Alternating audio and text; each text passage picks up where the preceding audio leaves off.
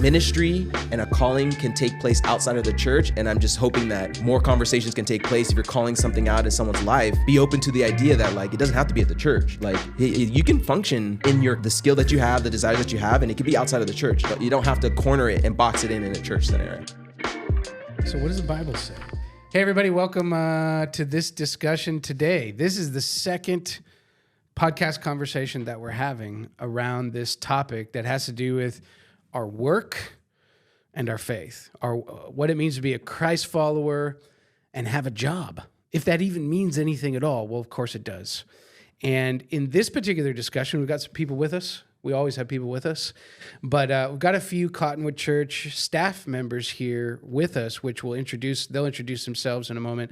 But I want to preface everything by saying we invited these three people to be here because uniquely they all have a job here at the church, but they also have some other work that they do outside of the church that is also a job.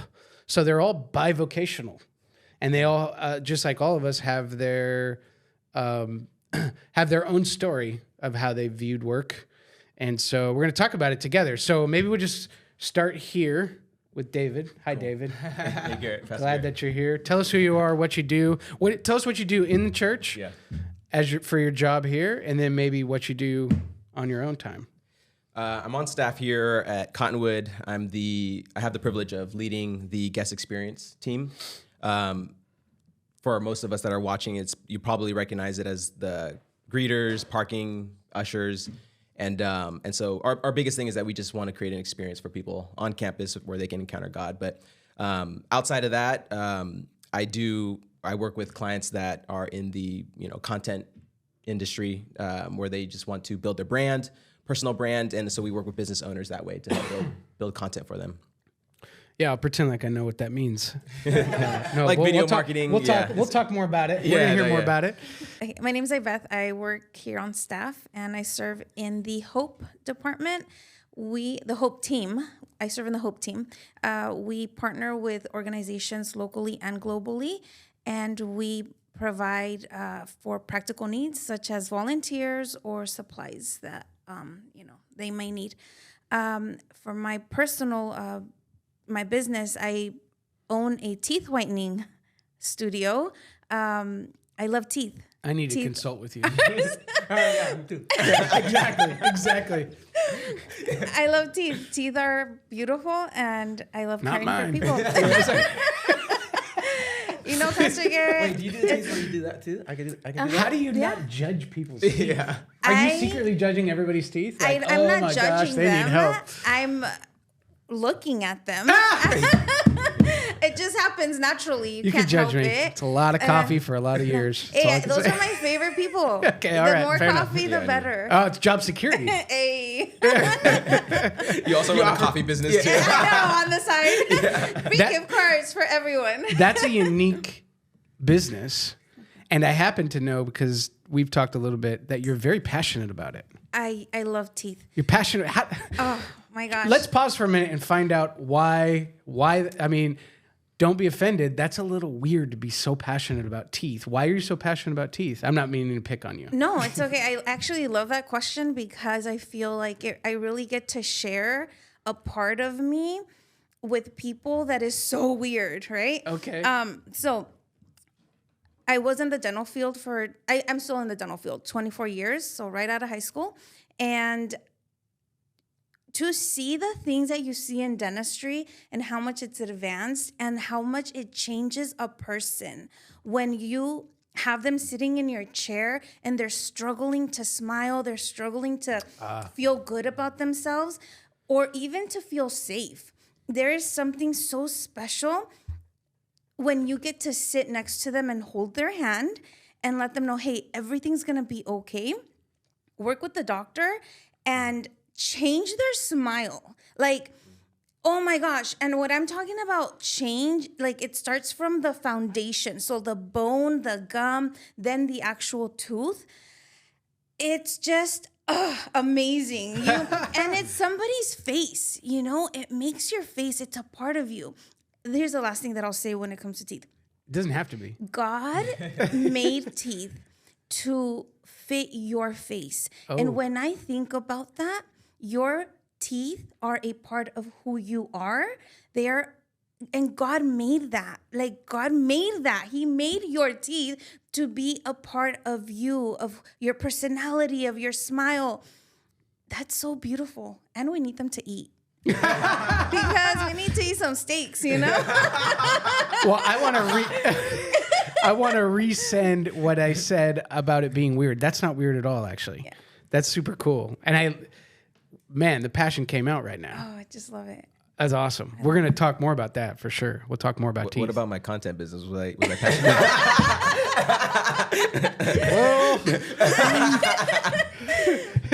I'm not sure you even care about it.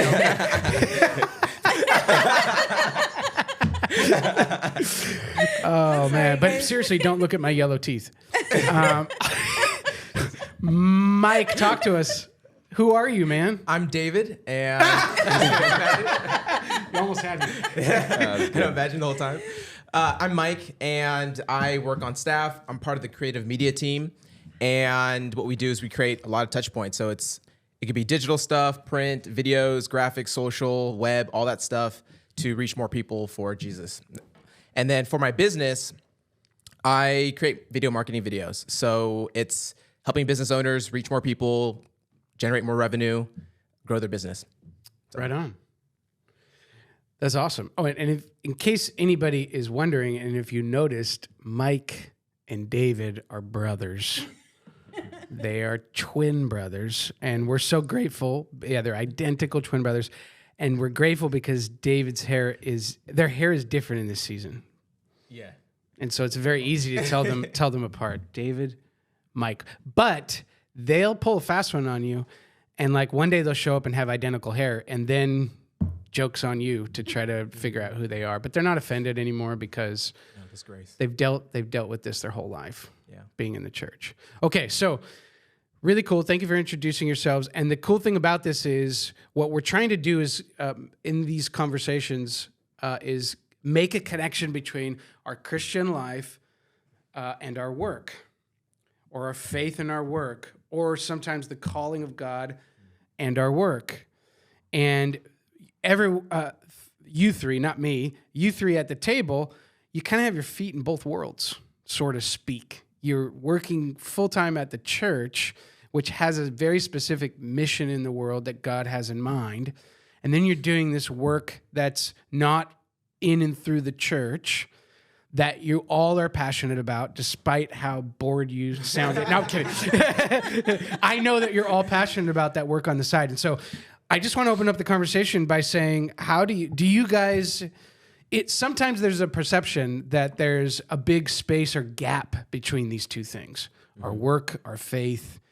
How do you guys in your unique situation sort of bridge that gap, I guess, or close that space between those two things? Or do you even see it as there's a space between those two things? Obviously, what you do at the church in your job is different than what you do in your work outside.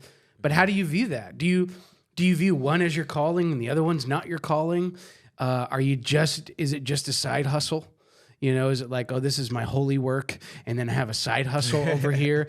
And I'm not saying that's bad. I'm just interested in what your perspectives are, because you're all followers of Jesus and you all have a unique story. So I'd love to hear from anybody that wants to talk about that. Be great, because I don't know anything about this. Well, I've had a hard time with the word calling. Like, that's been so... I feel like we grew up in a time where I remember hearing that a lot as a teenager, even my young 20s, like, what is your calling? Do you know your calling? And I just remember thinking, what am I going to do? I have to hear God tell me to do this one thing, right? You think about NBA players. When basketball wasn't invented, like, how did they know that they were going to be great NBA players? So it's like, were they called to that? And so I guess the biggest thing is like, what does calling even mean, right? So I feel like defining what calling would mean for you personally, then I think you could kind of figure out, oh, okay, do I feel called to this? Because I never felt called to anything. But other people might say, oh yeah, that's a calling. Like that seems like God's calling you to that, but I never felt called to it. But so you never felt called to it, but you were drawn to it. Well, is that fair to say? It's almost like, because we were talking about it in one of our meetings, like, you know that Blinko game where you throw a ball at the top and it's like these little pegs that stick out and the ball just kind of bounces around between the pegs until it gets to the very bottom. Yeah. So like, you know that thing? Yeah. So it's like that where it's like, it just bounces. And so like you think you're going to go this way and maybe you do end up going that way, but it bounces here and there and it just flows to wherever it goes. Then eventually gets to where it's going to go. And that's kind of how I see it. It's like, I have a desire.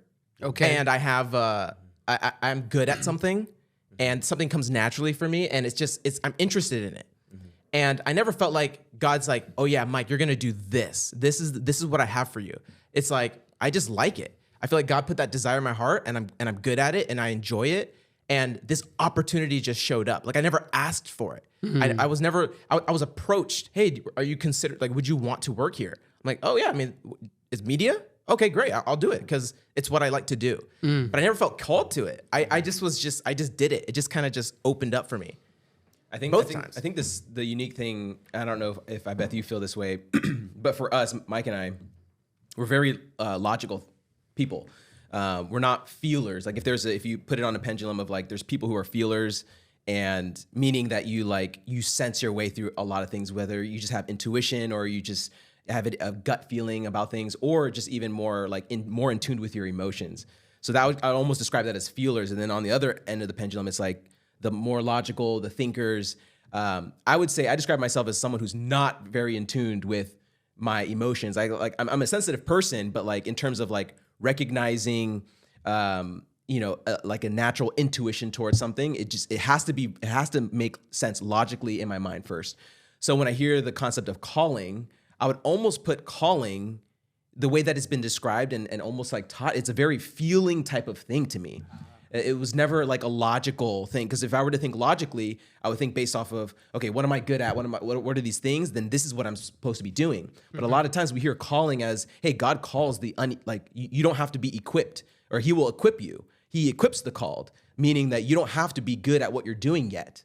And so that does not logically make sense. So I struggled with calling a lot. So similar with Mike, like calling to me, I actually, when I first started working here at the church, I would probably say I felt called to it, but I really had to lean on the help with my now wife, Erin. Like she really helped me through that. I mean, I would almost describe her as the feeler. Like it was almost like confirmation. There was like a lot of confirmation that took place, and I felt like a huge confidence towards my calling working at the church. But if she wasn't in the picture at all, I would probably really struggle with like whether I would like felt called to work here. And then now, like when I first started working at the church, it was in youth media. I felt like I had the skill for it. I desired that. I enjoyed media, and so it made a lot of sense for me to join the team. Now I'm in a different role, like I described earlier. I'm not in media. I mean, I'm in this new role for about a year and a half. Perhaps I'm getting my dates wrong, but I've been in this role for a little bit of time, but it has nothing to do with media. But the thing is, there is a through line of it, like presentation. There's some aspects of presentation that I enjoy when it comes to the guest experience. It's just presentation in a different form, but I still enjoy it. But I wouldn't say I had the same confidence of calling that I had when I joined the youth team than when I have it here. I do feel like you kind of use the word drawn. I wouldn't say there's a clarity. It's just I'm just aware of my current season. Like if I were to describe my time in youth when I joined the youth team, there was complete clarity, like through confirmation. And now I don't have that clarity, but I don't think I need clarity anymore. I think I just need to be aware of the current season that I'm in and the desires that I have, and I try my best to be in alignment with it. And like for instance, like Joseph. When you might say that he was called by God to do what he was supposed to be doing, but obviously through that process, thrown in jail and all these different scenarios, you wouldn't say that like, oh, I'm called to be in this jail. Like, I don't know if he had the faith to be able to say that, but he was definitely aware that he was in jail, but he didn't have to have the complete clarity to know by God, like, hey, you are here for a reason. I just think he need to be aware, like, hey, I'm in jail. What do I have to offer in this jail cell? And he's just, as long as you're aware, like you can be in God's will. And I think I've learned that I don't need complete clarity. I could just be aware of my current season. What do I desire? And I try my best to fit in that. especially that just works for me as for someone who thinks so logically. I just can't, I have a hard time being so 100% clear on my calling. I have never heard that from both of you explained in quite that way. This like a dichotomy in calling between calling is a sensory feeling, intuition thing, and not a logical thing. Because you say, I'm listening to you, Mike, and you're saying, I never felt called to do it. But then I hear you say, I felt like I had a desire to do it, and God put that desire there, and I'm going, well, that's calling. So I think you're right, though, because you started by saying, how do you interpret calling? And I would argue that it's not a one-size-fits-all thing, because we're all individuals and God's uniquely created us all. And so when I'm hearing you guys saying it's got to be logical, I'm going, well, God's logical all the time.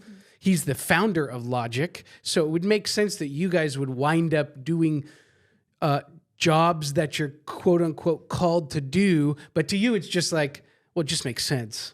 I'm just aware of it. It's just my season. But I still might argue, well, God arranged that, and there's a right fit for this season. But and please, Beth, no pressure, but anytime you want to interrupt with any thoughts, feel free to do that. This is a open, just to let you know. Yeah, I'm not trying to exclude you from the conversation, but let's dig a little bit deeper into that. Like, when you're thinking about all three of you, when you're thinking about your work in the church, your work outside the church, let's forget about the word calling for a moment.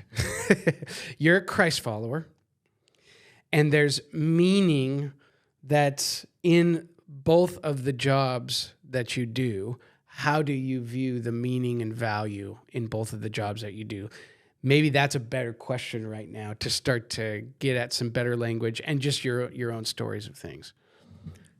Well, for me, it's funny because I very much feel comfortable with the word calling. Like, to me, it's part of my vocabulary, just naturally. I feel like I've always known, like you mentioned earlier, you knew that God had called you to ministry. I feel the same way. Okay. I feel that since I was little, I knew that God had called me to ministry. And granted, I walked away from the Lord for 17 years, but I still knew in those 17 years that one day God was going to ask me, what did you do with the calling I gave you? Okay. And that was very hard for me to kind of face the reality that one day I would give an account for that. What that meant exactly, I have no idea. When people asked me, well, what does that mean, ministry? I'm like, I don't know. But what I did know was that it had to do with people. It had to do with loving people. It had to do with caring for people. It had to do with making them feel safe. And it didn't matter where I was going to do it. I could be doing it scrubbing restrooms as a janitor, or I can be doing that bagging bags as a cashier at Trader Joe's. It doesn't matter, and it didn't matter for me. I just knew that I still know that that's my calling. And that word for me, it's like, oh yeah, that's my calling. And it's very, and maybe it's, that's emotional. Is that the word you said? Feeling, sensory. Feeling, yeah. And I just think, like, to me, it's so natural. It's so normal.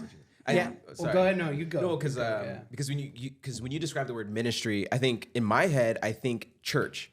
Right. But I think you described it in a way where it wasn't just church, and I think that's a really healthy way to think about ministry. Yeah. And I'm curious how you knew that ministry wasn't just church. It took me a long time to really grasp what the Holy Spirit was trying to show me, because for a minute I did think it was just church. I was like, oh my gosh, it's just church. It's just church. Like, almost like Christianese, right? You learn to speak Christianese. But as I think one day the Holy Spirit just was like, girl, are you gonna get it or not? And we were in I was in a dental office, and one of my, bless you. Bless you. You okay? We need to pray for you. Dave's about to fall out of his chair over here. I love it. He'll be back. Go ahead. One day I was in the dental office and we had a patient come in. Mind you, this is not a Christian setting. This is not a church setting. Yeah. And the patient asked for me, and the doctor calls me in the room and he says, hey, she needs you to pray for her because she just got diagnosed with breast cancer. And in that moment, I just realized, like, God, you have me here in a non-church setting for the people that need you and need to believe that there is a God that heals, that lives, that loves them. And you know, I'll never forget, this patient is Jewish, and I prayed for her. And when she left, the doctor had a conversation with me like, hey, you know, things can be a little sticky. And I said, she needed prayer. Like, she needed to know that God was going to heal her. What do you mean? And she asked me anyways, right? And it was this boldness. And I think that's when it hit me. I said, Lord, this is ministry. This is what it is. Like, I don't have to be at church. Ministry is wherever you are, with whoever you are. Yeah. That's good. Yeah. So in other words, for you, it has more to do with who you are than what you do. Yeah, 100%. And I think that's huge. I think so. To go back to what Mike and David brought up about the whole logic, and you were talking about it too. Is it logically what makes sense, or is it what I feel deep in my heart? And I'm glad you brought it up, Mike, because it seems I can see where that gets complicated, because as soon as you put it in a box, then it's like, well, I've just never experienced that. And I would argue that in many ways, it's not is it logical or is it intuitive? I would argue that it's a both and, not an either or. And in different ways and in different seasons, the call of God on our lives manifests itself in different ways. And so all of the elements of what I'm wired to do, what I might have a skill set in, what I'm gifted to do, what are my desires, even down to what makes me happy. And that's so different for so many different people. And then the season of life you're in, the doors that seem to be open, the call that from the church to offer you a job, that all comes together, and all of a sudden you're in God's will, it seems. But I don't want anybody that's listening, if you have frustration, and I'll let anybody speak to this even more to bring some clarity. If you have frustration, I feel for the people that have frustration over that idea of calling, for the reasons that were just stated, because I feel like we could put things into certain categories with only certain language, and then we're left thinking, oh, I've just never had that. And it's like, wait a second. Especially when it comes to the conversation of work. First of all, every human being created in the image of God was created to work. Yes. Whether you're, tending to the garden in your backyard, taking care of your kids, or a CEO of a company, or, working 2 jobs like you guys do, regardless of that. So any want to add anything to that? Yeah, like a couple thoughts. One, like for someone, because I remember when I didn't work at church yet, I remember there was a huge desire to work at the church. So whenever there was conversations about calling or what do you want to do, or if you want to, like, what do you want to do for work? I mean, I was coming right out of high school and out of college as well, and just trying to figure out what to do with my life. And so when the opportunity presented itself to work at the church, it seemed like it was great. Like it seems like almost everyone outside of the church who is on fire for God wants to figure out how to get their vocation to be in the church and ministry is just working at the church. And they feel like they're not living their life that God has called them to if they're not working at the church. Wow. And then for people who are working in the church, which is me, it's like sometimes we're like trying to figure out, like, man, sometimes it's just the church world can get so intense. I need, like, you get into a bubble, you're not reaching people outside of your own Christian friend group. So we're trying to figure out how we can get out of the church to like touch people. So it's like, it's almost like if you're out of the church, you have a desire to like do ministry in the church. And then for those who are like about it, like feel called, like they're going to pastor or do some sort of like ministry in the church, then they might do that for the rest of their lives. But then there are people who like aren't fulfilled or aren't in a pastoral role. It could be perhaps admin or an ancillary, position where they feel like, no, I need to do ministry outside of the church. Like I got to go do this and do that. It's like both are trying. They want to go in the church, and then the people who are in it want to get out of the church and do ministry. So I thought that's very interesting. But we're all in trouble. We're all yeah. It's the blind leading the blind. No.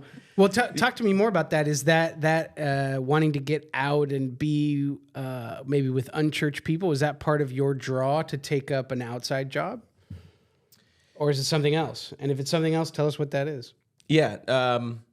There's definitely, once you start working at the church, it's very easy to just have church friends, and your influence in a weird way gets smaller in terms of your influence with unchurched people.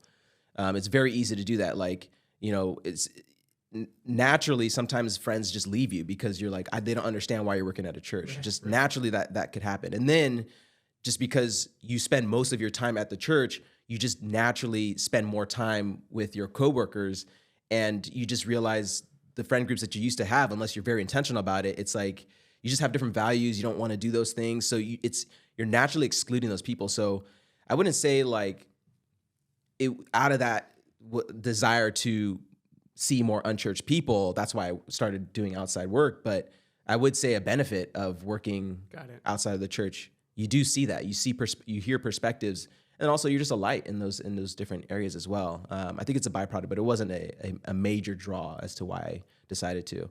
I can get into that in a little bit, but I just kind of wanted to hear. Yeah, unpack. Correct me if I'm wrong. You guys are both kind of in the same industry. Yeah. Is that a true statement? Yeah. Can you guys maybe talk to us a little bit more about the industry? You called it content. Yeah. The content. But online business owners. Okay. It's like, if you were to group them in, online business, it's people who are on social media, let's say Instagram, TikTok, YouTube, and they're trying to grow their business online. We're helping those people. Okay. Yeah. Like whatever, it could The be any name business. changes from here to there. Like right now, the buzzword is content, but it's just people online that trying to grow their brand and their business. And so you help them do that. Yeah. And you've developed a skill and an expertise to do that. Yeah. But it's crazy because my experience was a little bit different, because I worked here for 5 years and then I left. I remember that. That was 2018, I believe. Young Mike. Yeah. And then I did my business for 5 years, and now I'm back here. I've been here a year, still have my business. But the crazy thing is like what David was saying was, it depends on what role you have. If you're a pastor, you're in front of people who have, normal lives, because you're talking to normal people, like who don't probably work at a church. But for something like me, when I was doing media, my coworkers, all Christians, we all have faith. Like it's not day to day where I'm talking to someone that's not a Christian, right? Or they don't have a faith. Like they all have faith. It's like hard to, it's easy to talk to someone about faith. It's easy to pray for someone. It's easy to do all that. And when I left, it was like every day, no one has faith. Nobody they might have their own God or whatever they believe in, or their own different faith other than the God that we believe in. But every day you're around that. So it's like, it requires more faith to actually talk to someone. It's like harder to do that. And so it's funny because like people feel like the church is like the only place to do that ministry. And it's like, there's a part that we play where we are doing ministry here. And it's like, it's almost like, because I think about marketing, there's like outbound marketing and there's like inbound marketing. It's like, we're getting people here in the church and we're doing our ministry thing. But it's like everyone who attends church, they go back to work. It's like, it's outbound marketing. It's like you have an opportunity to do that ministry and bring them back to the church. It's like the ministry is there wherever you go. Yeah. So, but it's interesting. I heard, I can't remember who said it, but they said revival's already happening in the church. We need to take revival to our jobs. Yeah. And that hit me. I wasn't working at the church yet. And when I heard that, I said, that's true. Like, this church is here. I'm here. People are here. They're listening to the word. Who's going to tell the ones that are out there? Who's going to tell the ones that will never set a foot in a church, right? Yeah. And we are. Yeah. We're there for that. Yeah. At the end of the day, the picture in Scripture of the church is that they are a people who come together, worship, study the Word of God together, listen to the Word of God together, and then they are sent on mission into the world. So it's absolutely right to think of it that way. And I think in all the conversation about work, that is one dimension that everyone has to just embrace as a Christ follower is even if you hate your job, part of what you have to realize is even if you're going to look for another job right now, God is sending you on mission into this broken place. And more ministry often can happen there than as you guys are saying, as you were saying, Mike, happens in the church, and you were saying that too, I Beth. I mean, that is the mission field, and we're living in a time where a lot of those people will never come to our church, but we go to them every day. Yeah. It's true. I remember a time I was filming an event, and we were just in a back room before the people were going on a stage, and I was just had my camera. I was just in the room and just filming that space. But this is a room full of just business owners, and faith is not. I mean, they have their own faith in other things, but faith in our God is not a big thing for them, right? And I remember, someone rushes into the room and like kind of hijacks the meeting. Was like, hey, we got this issue. Like this person that's important, that's part of the team, something happened with this person's family member and they have to leave. And it like the room just kind of shifted. It was like kind of weird, right? And it was like, oh man, this is very serious. And I was just kind of just sitting in the room, just looking at them. And I'm like, and no one was saying anything. It was like, cause like, it was like, they didn't know how to handle that news. And I was like, wow, they have no hope. Like, it was like, they don't know what to do with information. Their initial reaction was like, oh man. Like they didn't know what to say. And they have like different religions. Like they, I don't know if you know about all the different stuff they're into, like the different types of spirituality things that exist out in the other world. Yeah, there's a lot. Yeah. And they're all into that. But I remember in that room, and I was like, oh yeah, I'm just pray for this person. Like, and I literally was like, hey, are you guys cool with me praying for this? And they're like, oh yeah, sure.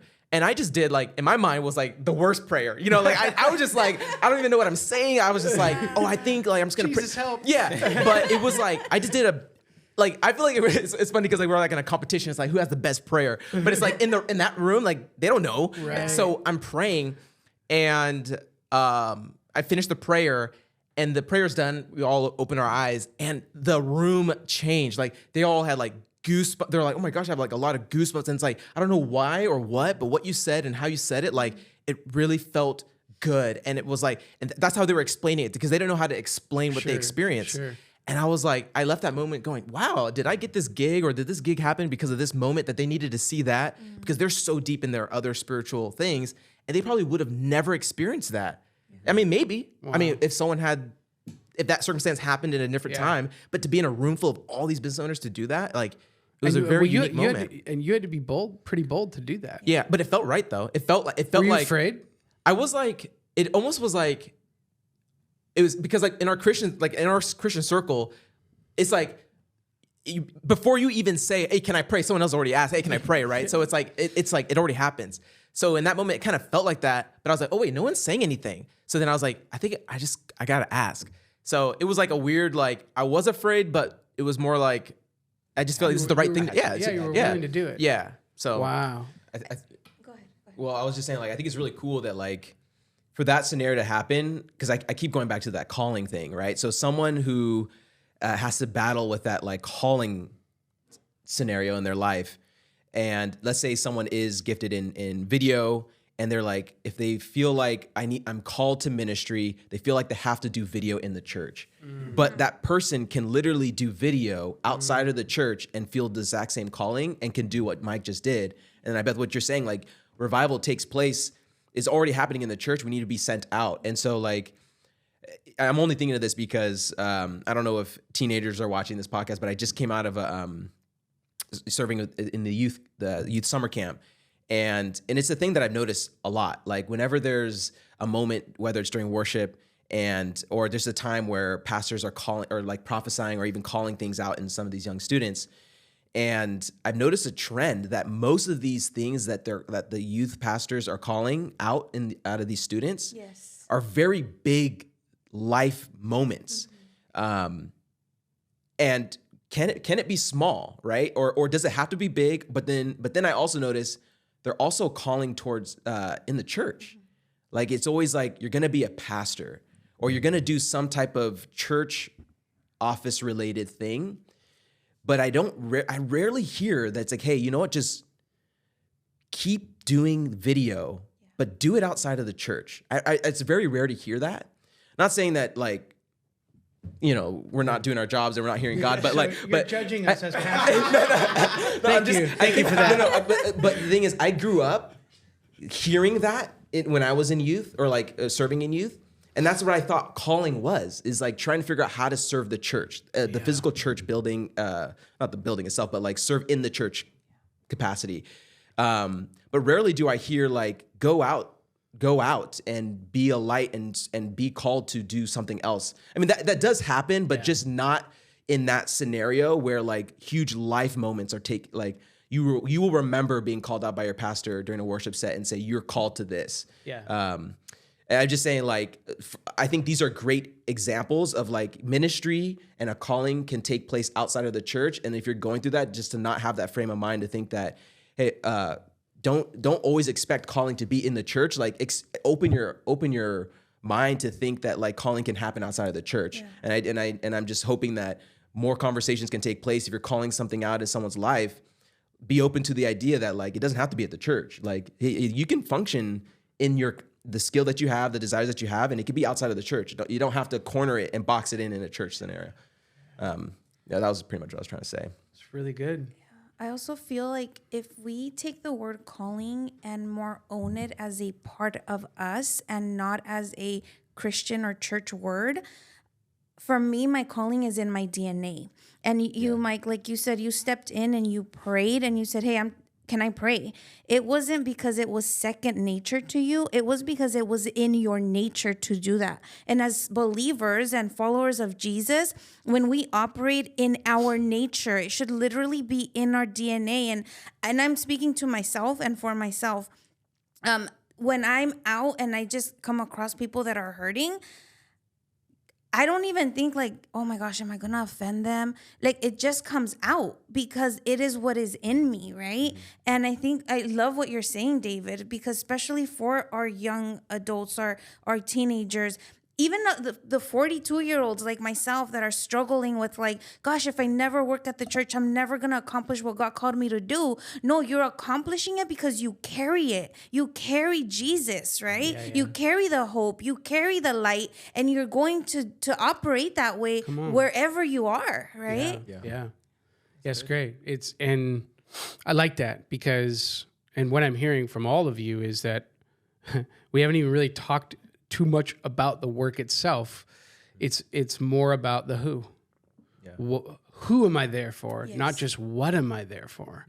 And I think that's huge because I look back. I had several jobs prior to working here at the church, and I was younger and I was following Jesus, but I didn't have the maturity to see my work that way.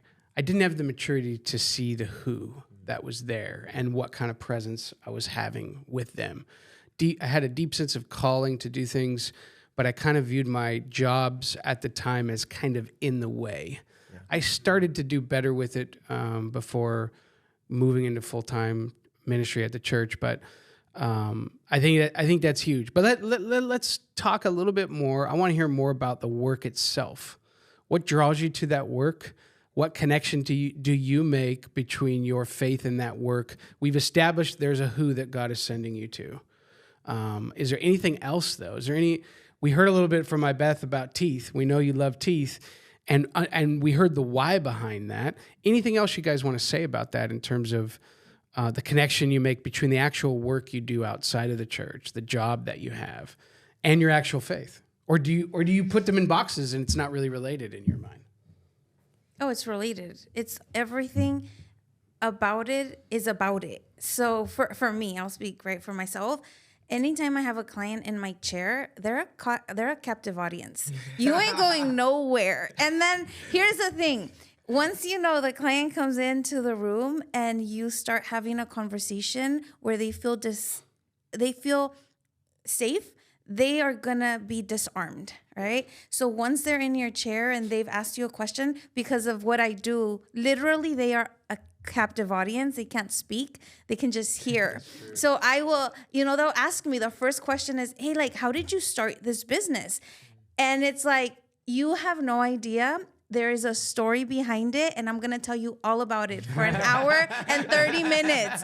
So once I get them ready, they can't move, they can't talk. And I will say, like, hey, I just want you to hear my whole story, and I don't want you to miss any of it. So my story and how I started it has everything to do with God. Literally, I couldn't go any other way, even if I wanted to.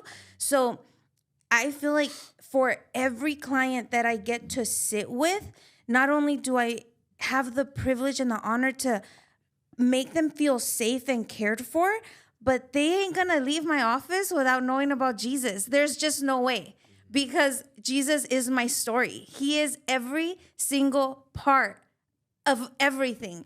And because it was such a safe place, it never came across as I'm shoving Jesus down your throat. Mm-hmm. It was like, oh, she just literally shared her story with me.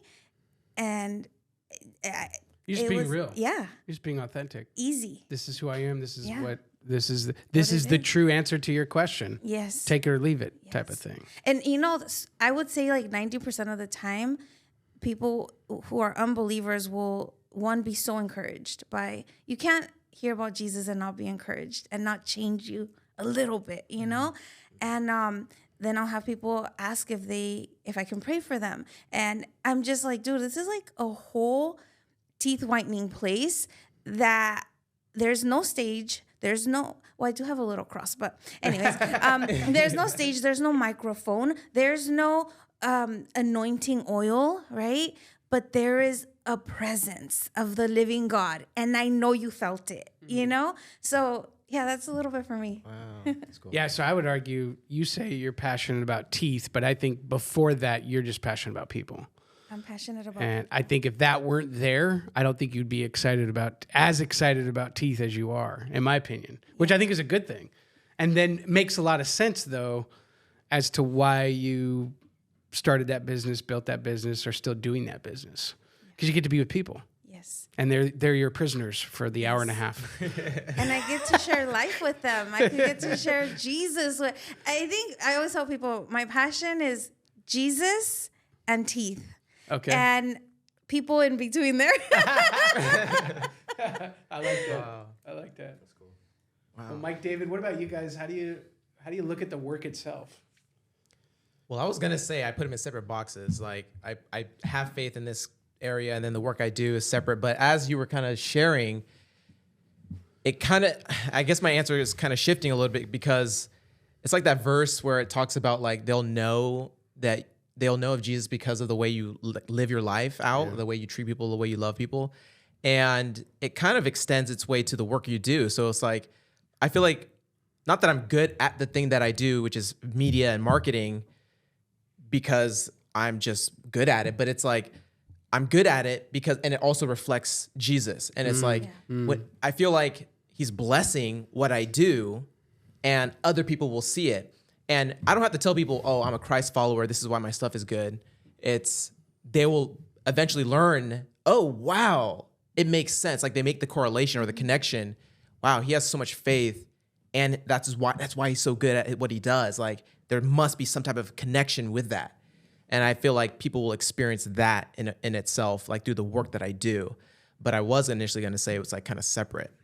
I don't know if you agree. I do.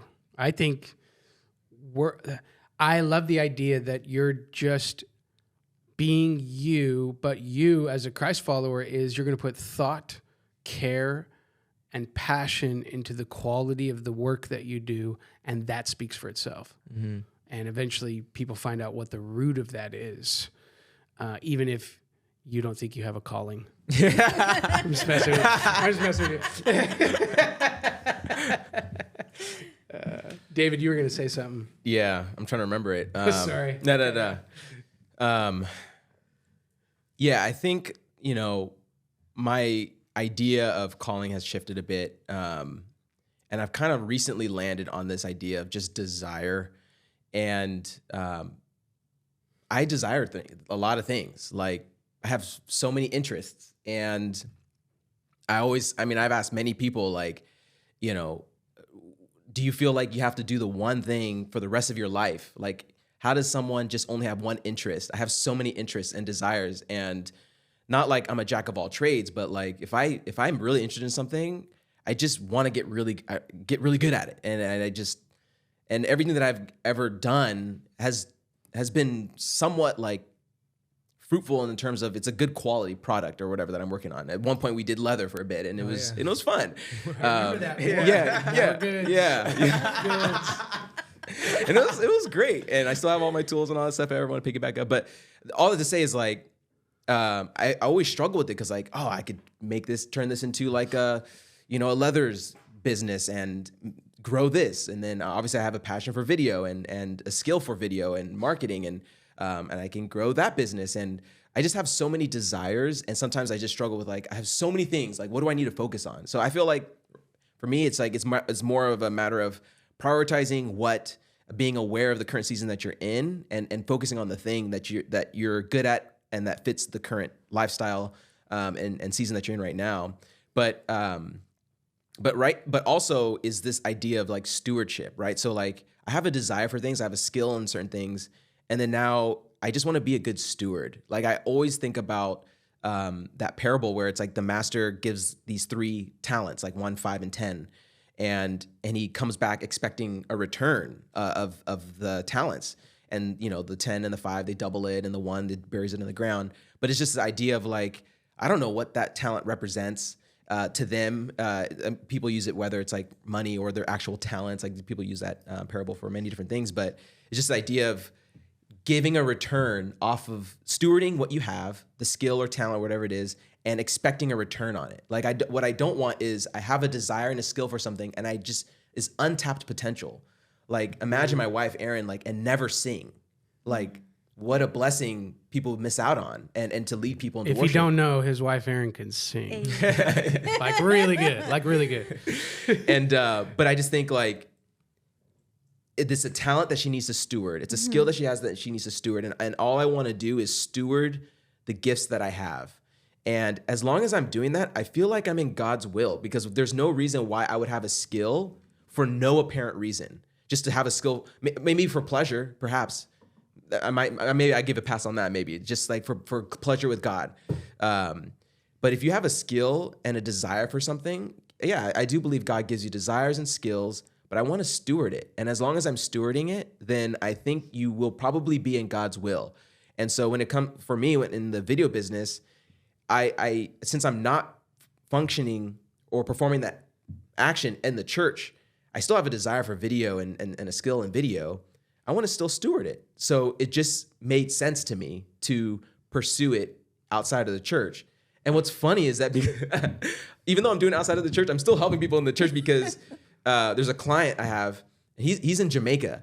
And one of the things he shared with me is like, oh, dude, like what you and your brother are doing, it's like so helpful, because he actually happens to be a pastor. He's a business owner, but he's also a pastor at his church. He's like, I'm taking all your resources right now, and I'm helping in these churches in Jamaica. They're like loving your stuff, and we're just, as a byproduct of the skill that I have, I'm helping churches around the world. So I just can't escape the church, I guess. But yeah, it's just like I have a desire and a skill, and I just want to steward it. And I feel like as long as I'm doing that, then I'm good. I feel like I'm in God's will in a sense, because yeah, the idea of calling is still sometimes kind of fuzzy. I'm aware of the season that I'm in, and I just want to steward the gifts that I have. And I think you're maybe without fully knowing it, you're tapping into a deep biblical theological truth about calling. We all know we're created in the image of God, and the pattern that God has is He creates and He gives away what He creates, and He loves doing that. There's a delight that He had. That's what you see in the creation stories. You don't have a God withholding good things. He's giving away good things. And I think that when I hear you say, I want to steward what I have, you didn't quite say it this way, but what I'm hearing is I want to steward what I have because it's untapped potential. And then what if people miss out on that untapped potential? And I think every one of us is hardwired with that. And when we become Christ followers, whether we call it calling or desire or whatever, we are redeemed for God's plan, but really we're redeemed from our brokenness to serve our real purpose that we were originally created with. And it involves this idea of what am I good at? How do I do it well and get even better at it so it can benefit others? That's what it is. That would be the difference here, because I haven't heard anybody at this table say, I do my other job because I just want to be rich. None of you said that. But there are people that aren't Christ followers and I'm not blaming them for it, because there is a desire to have material things, right? But none of you said that. You have all these other reasons, and they're put there by God. They're hardwired into us. We're meant to do good work and give it away to bless others. And it's almost like until we're doing it, we're not okay, or we're restless with it. And I can relate, by the way, to the desire to an interest to do a lot of things. For me, it just so happens to be all related to ministry, and I've had to accept. I wish sometimes that I had 3 or 4 lifetimes. Like my education is part of what I'm interested in, and I could probably just keep earning degrees for the rest of my life. Of course, I can't do that. And there's a bunch of ministry projects that I would like to pursue, but I've had to start to look at my life in seasons and in sections and go, okay, as you were saying, what can I focus on now and do really well now, and start talking to God about that next thing that I have a desire in or an interest in. And so for the people listening that are wired up that way, not everybody is wired up that way where you're just interested in a lot of things. Know that if that's you, it's okay. It's so okay. Calling isn't just find the one thing and only do that 24 hours a day for the rest of your life. There's room in God's plan for us for a variety of different things. Thank goodness. Because some of us would be bored out of our minds. Some of us are like, just give me the one thing. Yeah. I don't need to focus on anything else. So what about you, Garrett? So I heard you say that you had a calling, or you felt like you had a calling when you were young. Has that calling changed, or do you feel like you're going to be doing what you're doing now for the rest of your life? I think the whole thing has been a process and a journey, and for sure an evolution. I think that there are things that I'm doing now that I felt like God was speaking to me about 15, 20 years ago. However, they don't look how I thought that they were going to look. And there are things now that I have a desire to do that I'm not yet doing. And do I think I'll do this exact thing that I'm doing now for the rest of my life? No. But I think that comes back to every Christ follower staying in intimacy with God. And I like to say, stay at the table in conversation with God. Because sometimes we sit down to have a proverbial metaphorical coffee with God, and he begins to talk to us about our lives, or puts a desire in us, or gives us an interest, or shows us something that we're good at, and we're like, okay, I'm good to go now. And we leave the table, and we don't come back to it. We're like, okay, now I know what the next 30 years is going to look like. Yeah. And he's still there, like, okay, I guess we're not going to talk anymore. I guess that was it. And meanwhile, there's untapped potential.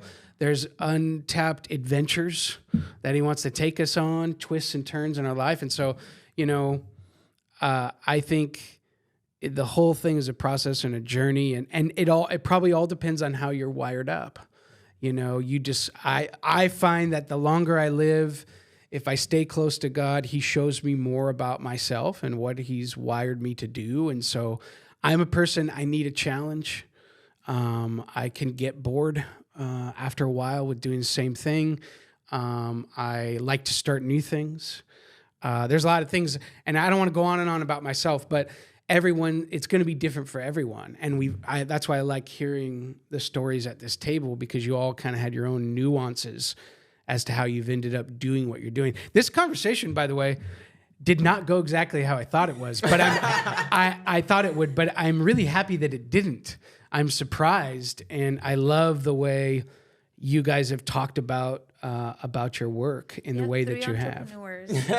Yeah. So that's pretty crazy. Yeah. Entrepreneur. Yeah. Yeah. Yeah. That's probably a whole nother podcast right there. Yeah. But like, because I sometimes, even though I only work in church ministry, and I may for the rest of my life do most of what I do in church ministry, there's a part of me that sometimes when I think about who I am, I'm like, I think I'm kind of an entrepreneur. You are. But however you define that. And so I think that in this conversation, one of my takeaways too, is we're sifting through the language that we use about all this stuff, language that we think it gets imported from outside, from the world or from outside the church. But there's truth, there's God's truth. All truth is God's truth. And even people that I think that discover that aren't fully in relationship with God or not in relationship with God at all, some of them tap into what they're wired to do. It takes some wrong turns for them, maybe. But I think we sometimes put things in too hard of boxes. And as we touched on and talked about, we don't always connect our faith and our work.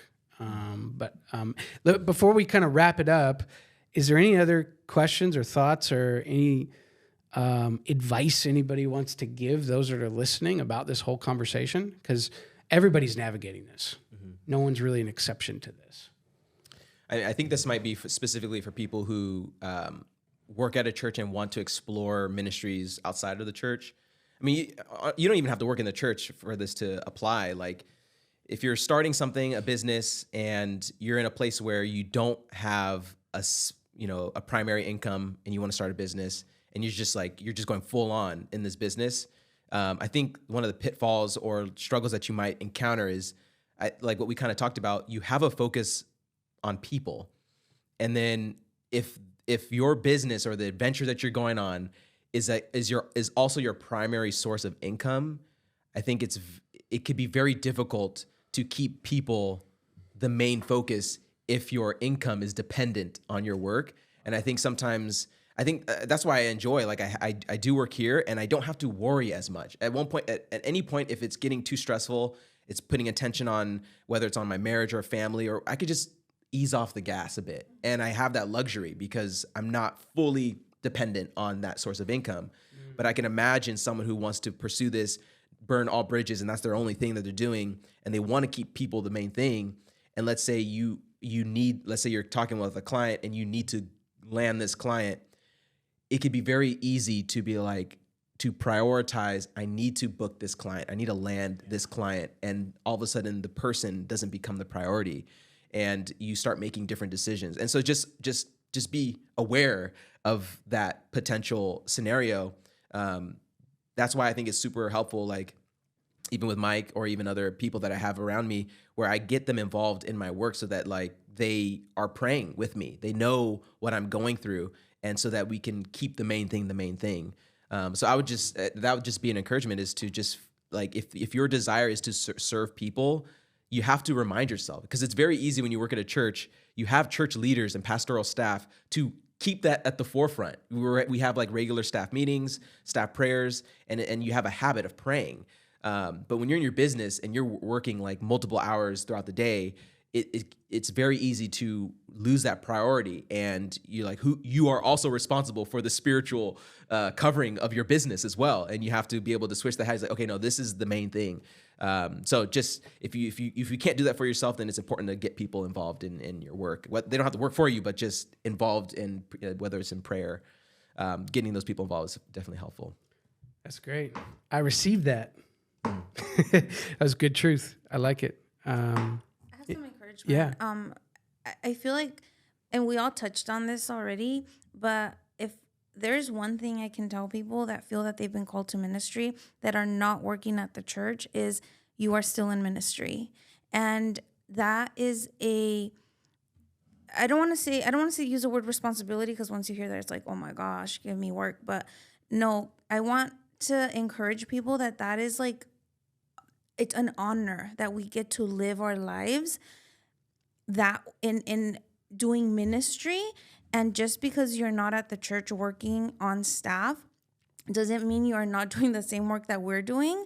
You are actually out there with, like, in the world, literally, where people are hurting, people are in need of Jesus, and you have that privilege to partner with the Holy Spirit and say, Lord, how are you going to use me today? I want to encourage you guys, please don't put it in your head that you can only fulfill your call to ministry when you're working at the church, because I think that you would really do a disservice to yourself.